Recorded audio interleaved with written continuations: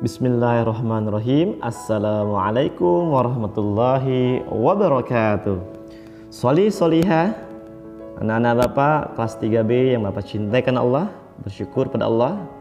Hari ini kita kembali akan melanjutkan pembelajaran di tematik yang keempat, di subtema yang keempat mengenai kewajiban dan hakku sebagai warga negara. Untuk memulai pembelajaran pagi hari ini, mari kita mulai dengan membaca basmalah bersama. Bismillahirrahmanirrahim. Baik, kita mulai di halaman 119 di PB yang pertama. Silakan Anda semua buka buku paketnya halaman 119. Oke. Poin ayo belajar ya. Sekar berwisata bersama keluarga ke puncak. Berbeda dengan di kota Jakarta, tempat biasa Sekar tinggal sehari-hari, udara di puncak sangat segar. Untuk mengetahui bagaimana sih kondisinya, kita akan baca percakapan Sekar dan ayah berikut ini. Ya, kata Sekar, segar sekali udara di sini ya. Ayah menimpali, iya, udara di sini masih segar dan bersih karena banyak pepohonan. Polusi udara pun kurang karena kendaraan tidak begitu banyak. Berbeda dengan di kota, kendaraan sangat banyak ditambah dengan kurangnya pepohonan hijau sehingga udara terasa lebih panas. Lingkungan di perkotaan menjadi tidak nyaman untuk ditempati ya.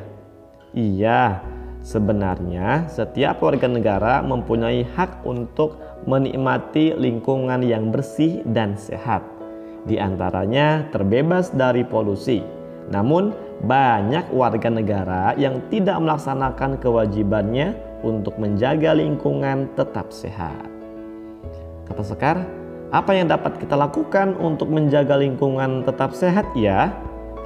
Dengan melakukan hal-hal kecil ya. Dengan melakukan hal-hal kecil pun kita dapat menjaga lingkungan tetap sehat. Misalnya dengan selalu membuang sampah di tempat sampah. Aku juga tahu ya. Dengan bersepeda ke sekolah berarti aku dapat mengurangi penggunaan kendaraan bermotor, bukan? Jadi polusi udara dapat berkurang. Iya, pintar anak ayah. Tutup sang ayah. Oke, itu adalah percakapan antara seorang ayah dan putrinya yang bernama Sekar mengenai pengalamannya mengunjungi puncak Kabupaten Bogor. Oke, lanjut nak. Nah, ayo diskusi ya. Di sekitar kita banyak warga negara yang tidak melaksanakan kewajibannya dalam menjaga lingkungan tetap bersih dan sehat. Misalnya dengan membuang sampah sembarangan. Sampah yang dibuang sembarangan dapat membuat lingkungan kotor. Sampah juga dapat menjadi sarang berbagai kuman penyakit sehingga lingkungan menjadi tidak sehat. Oke. Nah, kita diskusikan bersama teman-teman di rumah ya, bagaimana sih cara menyelesaikan permasalahan tersebut. Nah, yang pertama harus tahu dulu apa sih permasalahannya. Permasalahannya adalah banyak warga yang tidak melaksanakan kewajibannya dalam menjaga lingkungan tetap bersih dan sehat ya. Seperti apa sih? Seperti membuang sampah sembarangan. Ini adalah permasalahannya. Terus bagaimana sih cara menyelesaikannya? Cara penyelesaiannya bagaimana?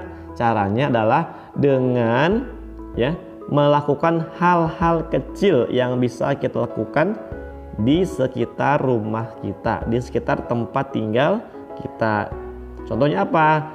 Menjaga kebersihan dengan membuang sampah pada tempatnya, kemudian menanam tanaman di sekitar rumah, kemudian mengurangi penggunaan kendaraan bermotor. Itu juga menjadi solusi untuk memecahkan masalah di atas. Begitu ya. Oke, lanjut. Poin ayo belajar. Untuk menjaga lingkungan tetap bersih dan sehat, di lingkungan rumah Sekar diadakan kerja bakti setiap bulan. Para ibu menyediakan kue untuk dimakan oleh seluruh peserta kerja bakti. Jika banyaknya piring yang tersedia adalah 10, maka tentukan kemungkinan jumlah seluruh kue yang ada dan banyaknya kue yang ada di tiap piring. Ya, jadi banyaknya piring adalah 10. Maka jumlahnya berapa? Kemudian jumlah kue yang ada di tiap piring berapa. Jadi kita tinggal mencari bilangan. Apabila dibagi bilangan yang kedua, maka hasilnya 10. Misalnya di sini kita tulis angka 100. 100 dibagi 10 sama dengan 10, ya. Atau begini, cari dua bilangan yang apabila dikalikan hasilnya 100, ya. Jadi perkalian adalah kebalikan dari pembagian. Atau contoh lain, misalkan di sini kita tulis 80, ya, di sini 80 dibagi berapa supaya hasilnya 10, yaitu 80 dibagi 8. Kemudian sini 70 dibagi 7, 60 dibagi 6, dan lain sebagainya. Ya, intinya cari dua bilangan yang apabila dibagi dengan bilangan yang kedua ini, maka hasilnya harus 10, ya. Ini masih dalam poin mencari dua bilangan yang hasilnya sudah diketahui. Oke. Lanjutkan. Nah, ini halaman 123, ya, materi SBDP, ya. Kalista, tetangga sebelah rumah Sekar, akan berulang tahun. Sekar akan menghadiahi Kalista sebuah kotak musik. Kotak tersebut dibungkus terlebih dahulu dengan kertas bermotif kain batik.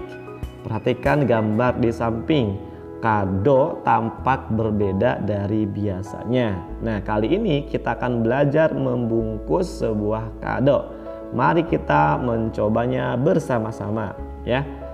Pembungkus kado, alat dan bahannya apa sih? Pertama, kotak kardus dengan sisi atas dan sisi alas berbentuk bujur sangkar, ya. Yang kedua, kertas kado berbentuk bujur sangkar, dan yang terakhir lem atau double tip, ya. Langkah kerjanya bagaimana?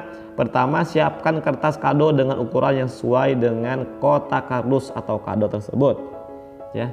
Tentunya kertasnya harus lebih besar dari isinya, dari kotak kadonya. Yang kedua, tempatkan kado di tengah-tengah kertas, lalu lipat ujung bawah kertas ujung pertama ke tengah.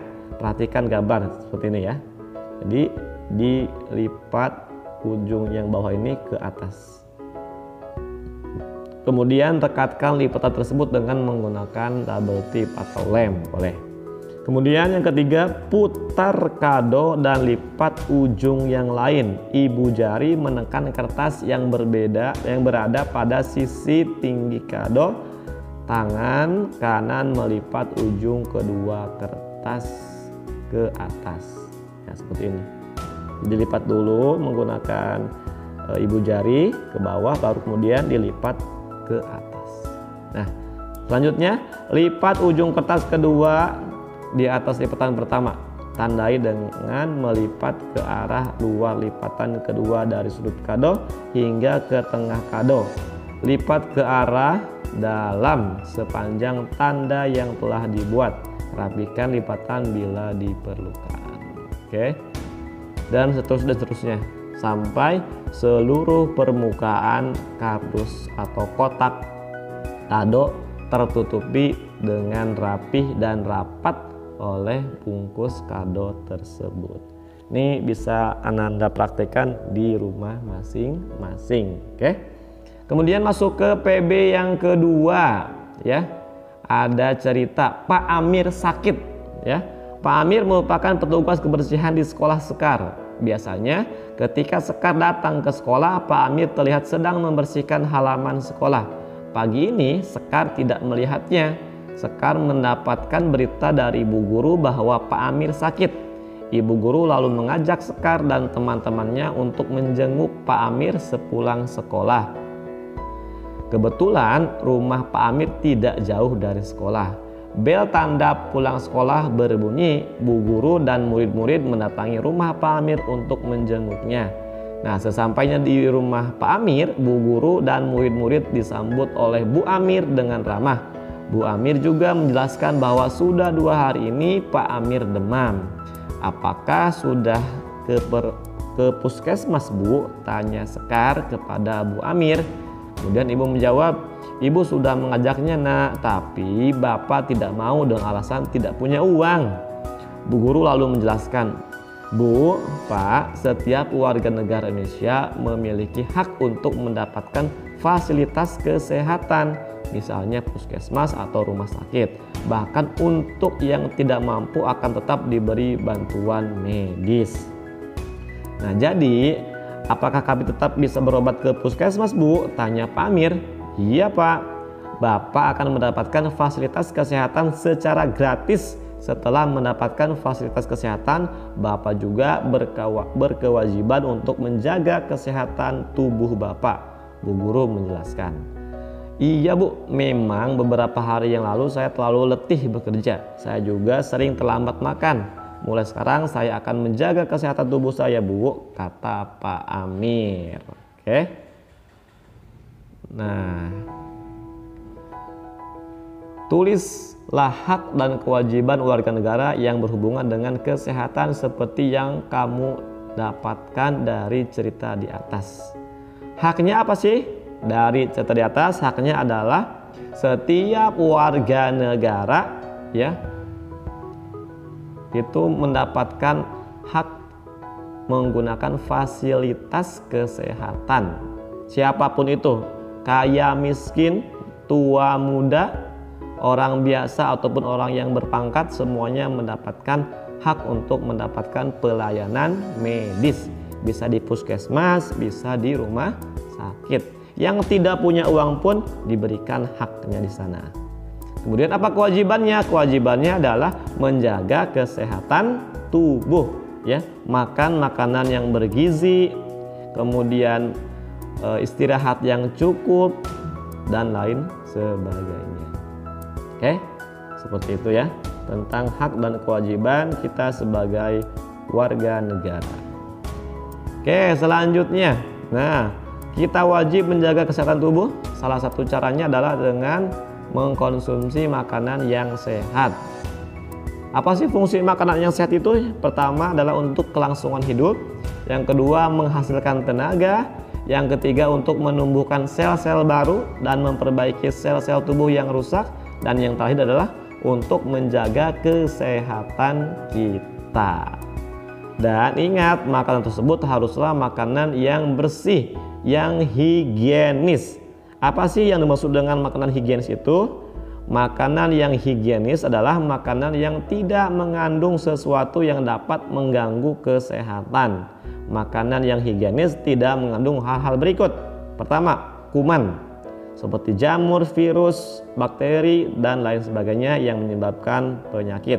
Yang kedua, benda-benda asing, contohnya batu, pecahan kaca, kawat stoples, dan lain sebagainya. Dan yang terakhir, terhindar dari bahan kimia berbahaya, contohnya sisa pupuk pada buah dan sayur, pewarna bukan makanan, pengawet makanan, pemanis buatan, termasuk penyedap rasa. Itu juga kalau dikonsumsi secara berlebih-lebihan itu akan menyebabkan kesehatan tubuh terganggu. Oke.